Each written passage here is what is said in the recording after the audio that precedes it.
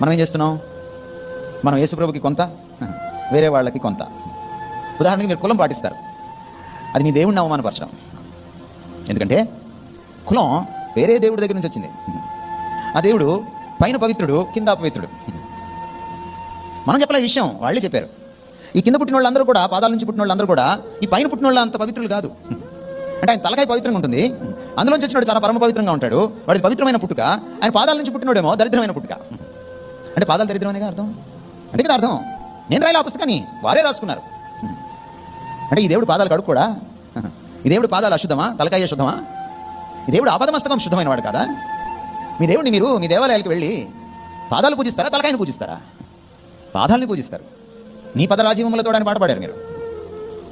మరి పాదాలు పాదపద్మాలు అని అంటున్నారే, అవి పవిత్రమైన పాదపద్మాలు అయితే అందులోంచి పుట్టిన శూద్రులు, అందులోంచి పుట్టిన దళితులు పవిత్రులు కాదా? ఆ దరిద్రమైనటువంటి ఆలోచన మీరు తెచ్చుకున్నారు. ఈ పవిత్రమైన దేవుడిని పూజించే మీరు ఆ దరిద్రమైన ఆలోచన తెచ్చుకొని మీరు క్రైస్తవంలో కలుపుకున్నారు. చూశారు?